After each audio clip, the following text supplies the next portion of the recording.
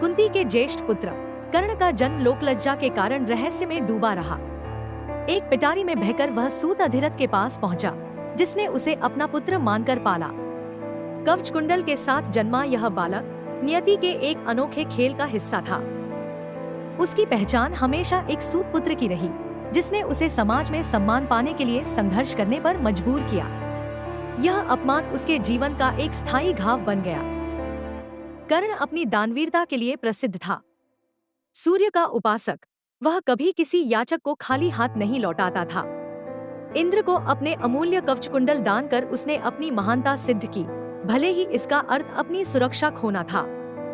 दुर्योधन के प्रति उसकी निष्ठा अटूट थी। जिसने उसे सम्मान दिया, कर्ण ने उसका साथ कभी नहीं छोड़ा, यहाँ तक कि धर्म के विरुद्ध जाकर भी। यह उसकी मित्रता का सर्वोच्च प्रमाण था। कर्ण का जीवन संघर्षों से भरा था। अर्जुन से प्रतिद्वंद्विता, द्रौपदी द्वारा अपमान और सूतपुत्र कहलाने का दंश उसने झेला।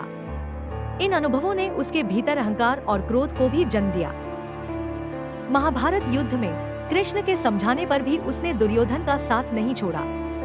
अंततः अन्यायपूर्ण तरीके से अर्जुन के हाथों उसकी मृत्यु हुई, जो उसके जीवन की सबसे बड़ी त्रासदी थी। कर्ण का चरित्र महानता और दुर्बलता का मिश्रण है। उसकी दानवीरता, निष्ठा और पराक्रम प्रेरणा देते हैं, वहीं उसका अहंकार और कुछ गलत निर्णय हमें सोचने पर मजबूर करते हैं। वह एक ऐसा योद्धा था जिसने अपने सिद्धांतों के लिए सब कुछ दांव पर लगा दिया।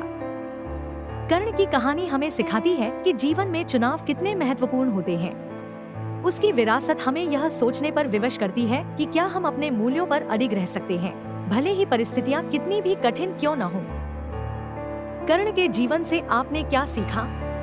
क्या उसकी निष्ठा आपको प्रेरित करती है, या उसके निर्णय आपको सोचने पर मजबूर करते हैं? इस महान योद्धा के बारे में अपने विचार कमेंट्स में साझा करें और इस कहानी को दूसरों तक पहुंचाने के लिए लाइक और शेयर करें।